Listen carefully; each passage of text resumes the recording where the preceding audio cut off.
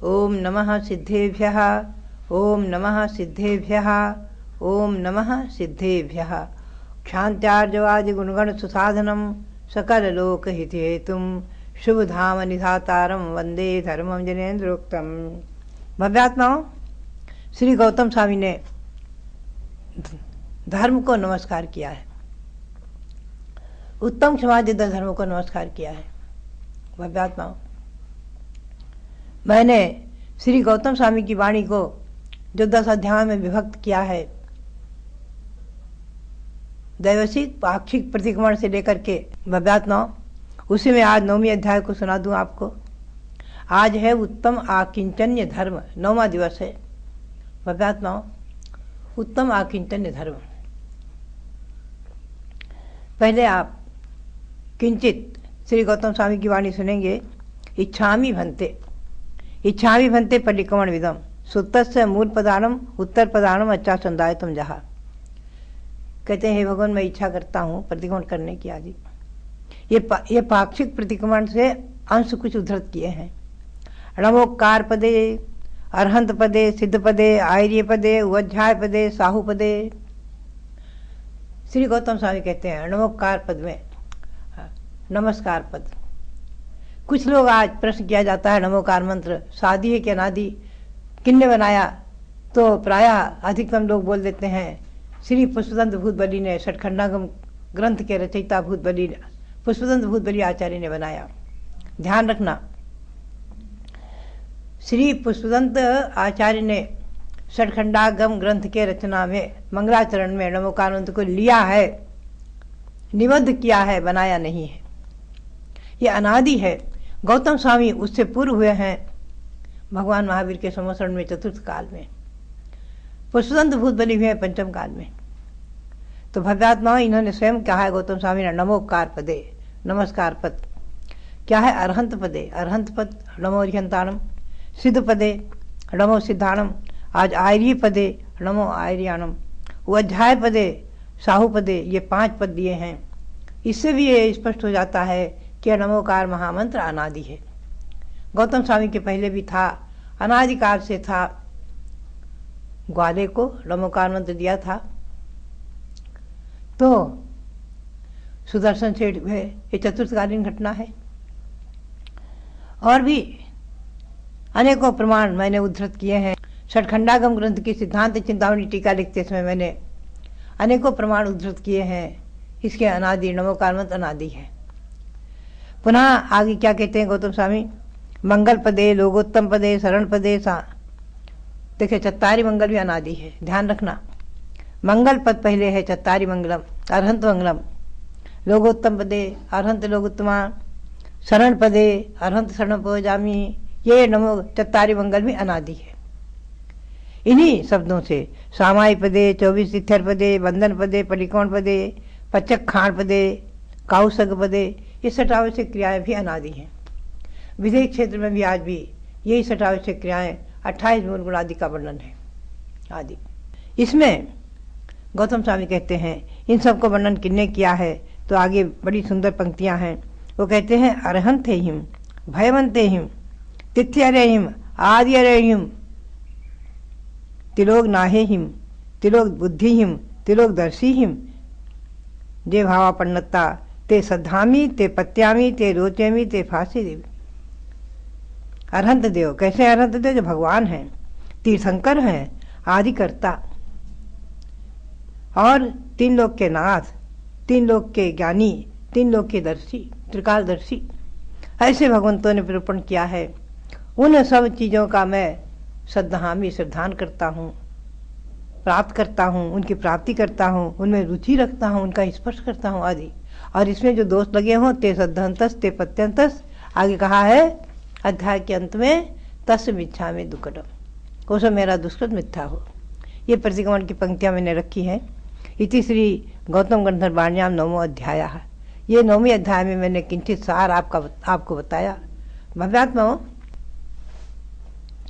श्री गौतम स्वामी के मुख से निकले हुए जो रत्न, साक्षात भगवान महावीर के समो शरण में जो बैठ करके जो उनके मुँह से निकले हैं साधुओं के लिए, पाक्षिक प्रतिक्रमण, दैवसिक प्रतिक्रमण, हम सभी साधुगण मुनि आरिकाएँ दैवशिक प्रतिकोण को तो दिन में 2 बार करते हैं, प्रातः रात्रि प्रतिकोण के नाम से और सायंकाल में दैवशिक प्रतिकोण के नाम से, और पाक्षिक प्रतिकोण को हर 15 दिन में करते हैं, और उसी को किंचित चौमास्यमी कह करके यथा स्थान 4-4 महीने में करते हैं, उसी को वार्षिक में करते हैं, उसी को पंचवर्षीय में करते हैं। भव्यात्मा ये उनके मुख से निकले हुए दंडक सूत्र कितने महिमापूर्ण, कितने महत्वपूर्ण हैं।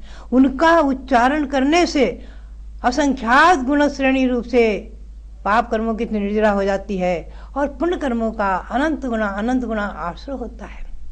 श्री गौतम स्वामी के मुख से निकले वचन कितने महत्वपूर्ण हैं। एक तत्वार्थ सूत्र के बारे में कहा है कि जो 10 अध्याय के पढ़ता है उसको एक उपवास का फल मिल जाता है। मैं तो कहती हूँ जो इन गौतम स्वामी गौतम गणधर के मुख से निकली हुई वाणी को 10 अध्याय को जो प्रतिदिन पढ़ेंगे 1000 उपवास के फल को प्राप्त करेंगे। भव्यात्मा इसमें कोई संदेह नहीं है। अब मैं आपको ले चलूं मूल विषय की ओर, जो है अकिंचन धर्म। अकिंचनो न मे किंचित आत्मा अनंत गुणात्मकः परद्रव्या सदा भिन्न त्रैलोक्याधिपतिर्महान। ये आत्मा अनंत गुणात्मक है, अनंत गुणों का पुंज है, फिर भी अकिंचनो, ये अकिंचन है। अकिंचन मतलब न मे किंचित, मेरा कुछ भी नहीं है, किंचित मात्र भी नहीं है। वो क्या नहीं है? पर द्रव्य, समय सार की गाथा का चिंतन। मैं हमेशा क्या करती हूँ, प्रतिदिन पढ़ती हूँ, आप भी प्रतिदिन चिंतन करें।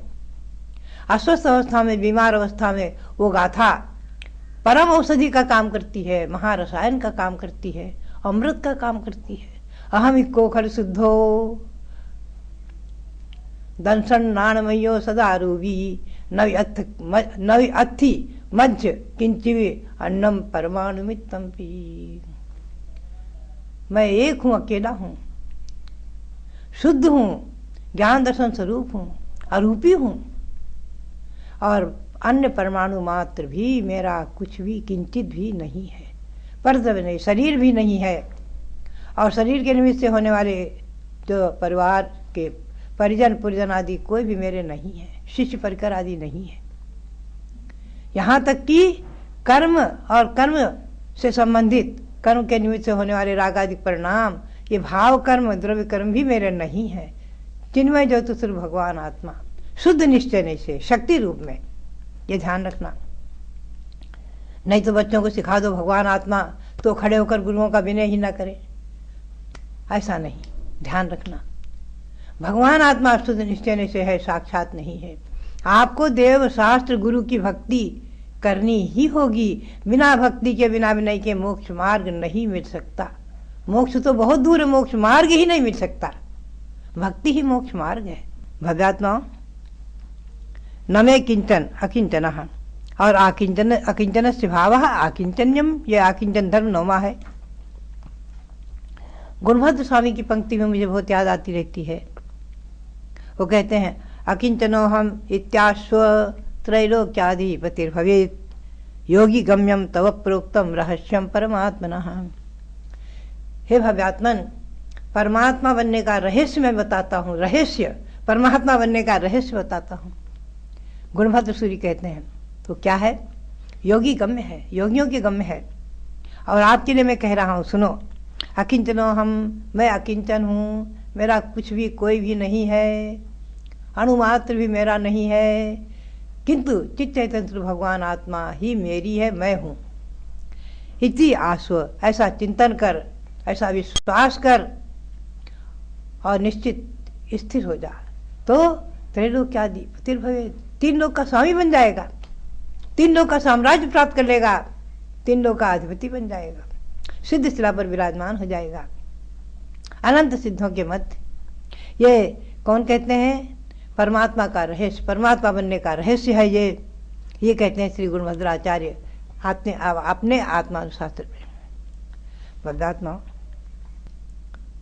अकिंचन भावना में मैं आपको किंचित भगवान ऋषभदेव की भावों की ओर ले चलूँ। 9वें भाव में, यानी ऋषभदेव बनने के एक भाव पूर्व वज्रनाभि चक्रवर्ती दीक्षा लेकर घोराधिघोर तपस्रण करके सर्वार्थ सिद्धि में अहमिंद्र हो गए। अहमिंद्र वहाँ एक हाथ का शरीर है, दिव्य सुख, ये नियम है 33 सागर की उत्कृष्ट आयु, और वहाँ से च्युत होकर नियम से एक भवावतारी ही होंगे। और सर्वार्थ सिद्धि कहाँ है? सबसे ऊपर तृष्णाली में, इस लोकाकाश में तृष्णाली में सबसे ऊपर 16 स्वर्ग, नवग्रह वेग, नवनदिश, पंचानुत्तर में सबसे ऊपर सर्वार्थ सिद्धि है, बीचों बीच में। और उससे 12 वेजन ऊपर जाकर सिद्ध शिला है।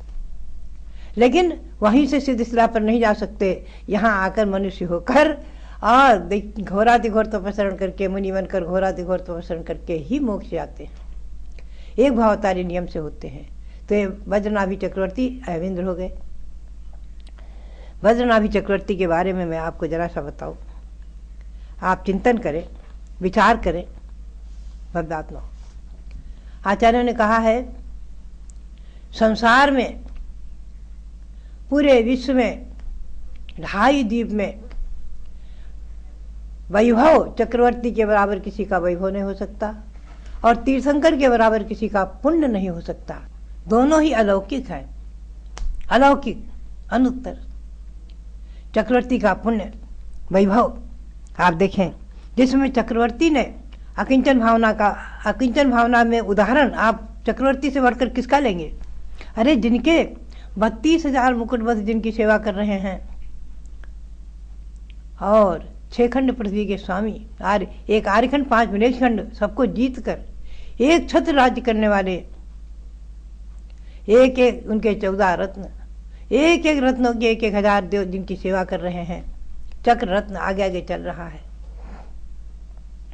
चक्रवर्ती का वैभव 96,000 रानियां आदि, इतना वैभव, 1,18,00,000 घोड़े छोड़े, 84 लाख हाथी, 84 लाख हाथी जिनके, और जिनके 18 करोड़ घोड़े आदि, ऐसा वैभव। भव्यात्माओं, उन्होंने जब दीक्षा ली है, अपने पिता वज्रसेन जो तीर्थंकर थे उनके पाद मूल में जाकर दीक्षा ली, और दीक्षा लेते समय 16,000 मुकुटबद्ध राजाओं ने उनके साथ दीक्षा ली। 16,000 मुकुटबद्ध राजा चक्रवर्ती के साथ पहुंचते हैं दीक्षा लेने, और चक्रवर्ती उन 16,000 राजाओं के साथ, और 1,000 पुत्र, 8 भाई, और धनदेव नाम की जो अपने गृहपति रत्न, जो श्रीमती का जीव परंपरा से इनका धनदेव नाम का गृहपति रत्न था, सब इन सब के साथ में जाकर जैनेश्वरी दीक्षा लेते हैं। घोरातिघोर तपस्रण करते हैं। तपस्रण करते हुए 13 प्रकार के चारित्र को पालन करते हुए, 28 मूल गुणों का पालन करते हुए, पुनः 16 कारण भावनाएं भाते हैं। पिता के पाद मूल में, तीर्थंकर के पाद मूल में 16 कारण भावनाएं भाई। भव्यात्माओं, पुनः इन्होंने जो है, जब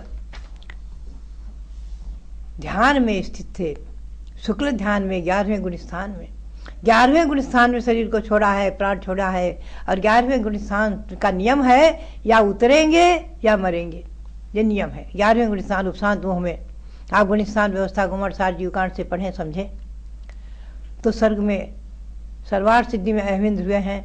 अब मैं 9वें भव को आपको सुना रही थी, अहमिंद्र के भव को। भव्यात्माओं, वहाँ अहमिंद्र होकर के ये 33 सागर तक सुखों का अनुभव करते रहे। धर्म की चर्चा, हमेशा धर्म की चर्चा, भगवंतों की पूजा, आराधना, भक्ति, अकृत्रिम जिन मंदिर में जाकर के, और परोक्ष में ही तीर्थंकरों की भक्ति, ये नियम है। 16 स्वर्ग के ऊपर के इंद्र, अहमिंद्र कभी भी मध्यलोक में नहीं आते हैं, भ्रमण नहीं करते हैं, वहीं वहीं अपने भ्रमण करते हैं। 6 महीने पहले ही उनके गले की माला बुझाती नहीं है सम्यक दृष्टियों की। 6 महीने पहले ही इंद्र की आज्ञा से कुबेर ने अयोध्या में रत्नों की वर्षा शुरू कर दी। अभी सर्वार्थ सिद्धि में वो अहमिंद्र ही हैं, और 6 महीने पहले से अयोध्या में रत्नों की वर्षा शुरू हो गई माता के आंगन में। अयोध्या का वर्णन किया है बहुत सुंदर आचार्यों ने।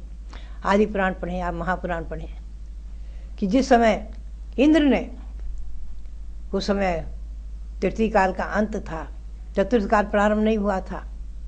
तृतीय काल के अंत में ही अयोध्या की रचना, अंतिम कुलकर, 14वें कुलकर महाराजा नाभिराय, उनका विवाह इंद्र ने एक उत्तम कुल में जन्मी एकाग्नि कन्या मरुदेवी के साथ संपन्न किया। ये युगलिया नहीं हुए थे, काल दोष से हुंडा उत्सर्पणी के अंत में ही तृतीय काल के अंत में ही ये युगलिया प्रथा समाप्त होने को हुई।